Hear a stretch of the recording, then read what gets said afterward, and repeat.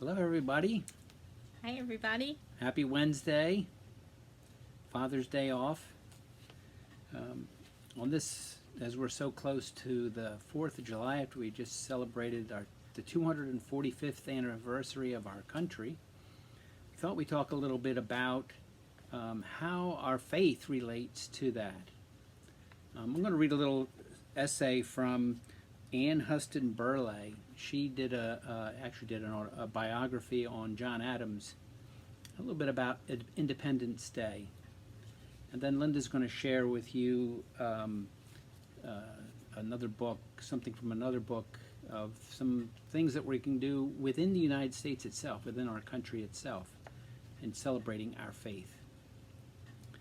And this one is entitled Independence Day. It's from the Magnificat. Many of you probably do subscribe to this, and you probably remember reading this on Sunday.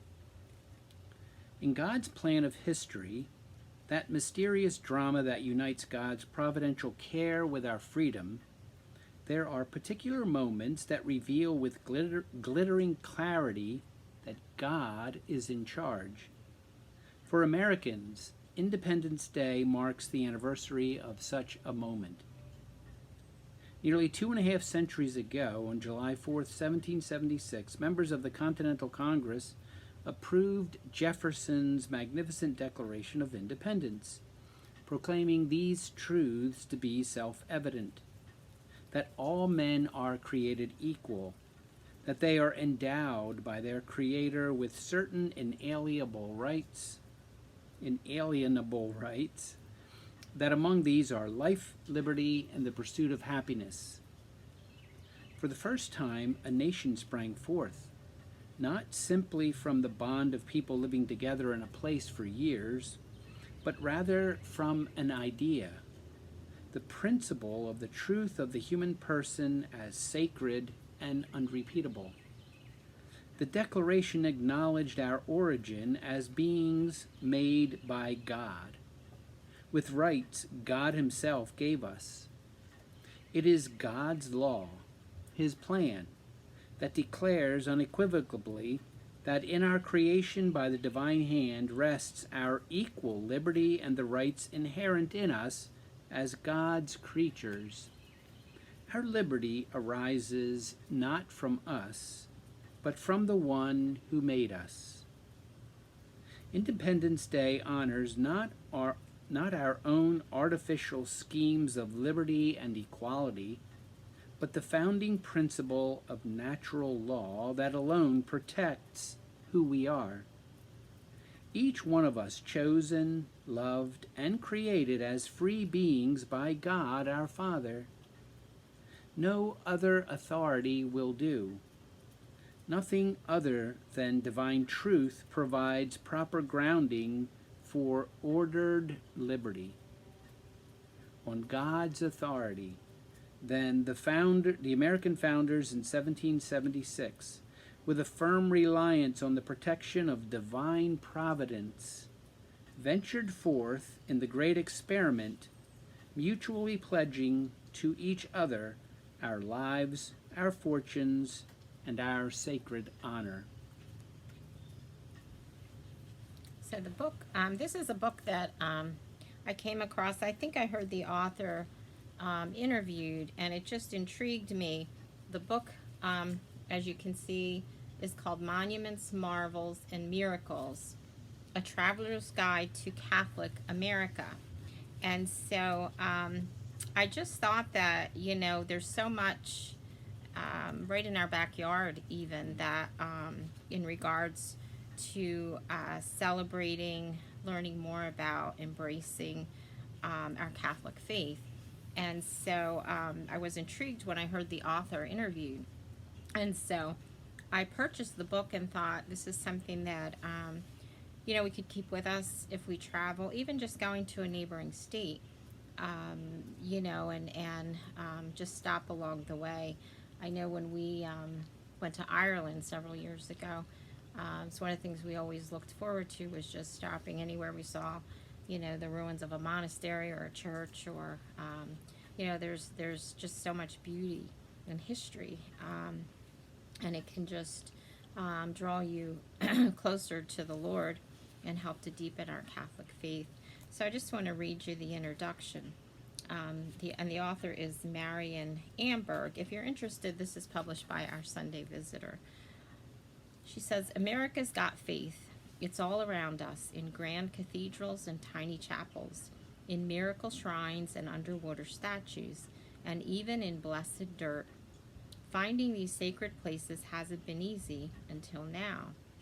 This book, Monuments, Marvels, and Miracles, takes you to more than 500 of the country's most intriguing Catholic holy sites, each with a riveting story to tell. Perhaps it's a story about architecture, as the interior of Guardian Angel Cathedral in Las Vegas, Nevada, resembles angel wings, or a story about old world traditions. In one Texas church, men sat on one side of the aisle and women on the other. Or perhaps it's a story about Catholic persecution, when Catholicism was outlawed in colonial Maryland. Jesuit priest went incognito. Or a revered artifact, as the miraculous metal shrine in Philadelphia, Pennsylvania, holds one of the original medals that St. Catherine Labouré had cast in 1832. Everywhere are found astounding answers to prayer, from Minnesota's Grasshopper Chapel to Coral Miracle Church in Hawaii. Like America itself, our country's Catholic roots are culturally diverse. Multitudes of nationalities, Irish, Polish, English, Sicilian, Swiss, Portuguese, Lebanese, Vietnamese, Cuban, and many more, settled this land and brought their Catholic traditions with them. Belgians erected tiny wayside chapels in Wisconsin. Germans, grottos across the land. When early Jesuit missionaries arrived, Indians taught them an indigenous building style, chapels of bark.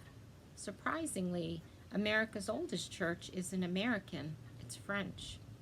Our road trip, illustrated with dozens of photos to whet your appetite for travel, will be full of adventure.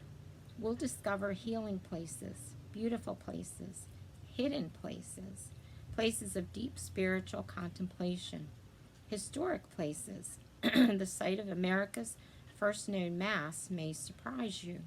Places where saints walked, but holy doesn't mean stuffy. Many sites are baptized in good humor and sprinkled with fascinating lore. How fast was the fastest nun in the West? Why is the good thief on his way to sainthood? Who was the incognito prince priest? The answers are in this book. Put the car in drive and let's go. So we hope this summer as we travel, and it may just be to neighboring New Jersey, where we have family, but to visit a few of these places located in the book and to bring them to you as part of our Wednesday reflection. So just to show you, here's the page on Pennsylvania. So each state has its own chapter, and the author has selected, a handful of places in each state. So in Pennsylvania, eastern Pennsylvania, a few of the places are St. Anne's Monastery and Shrine Basilica, which is in Scranton. Assumption of the Blessed Virgin Mary Ukrainian Catholic Church. Let's see. One that's very close to us, and many of us have been to, the National Shrine of Our Lady in Chenstohova, over in Doylestown. They have the Miraculous Metal Shrine, which they mentioned in the introduction, the National Shrine of St. John Newman, Cathedral Basilica of Saints Peter and Paul, National Shrine of St. Rita of Cassia. So those are just to name a few. Hopefully we'll whet your appetite, and we encourage you too as you travel. Obviously the internet is, a wonderful resource, so perhaps take time to, in addition to, visiting the beach or whatever, perhaps along the way there's an interesting church or shrine, Mhm. or as the author says, a marvel, monument, or the site of a miracle, to also take in during your travels. So we're actually going to be traveling this week. We're going down to North Carolina to visit our son, daughter-in-law, grandson, and granddaughter. Help out with them. We hope to be able to maybe hit a few places on the way down there and be able to share them with you in future sessions.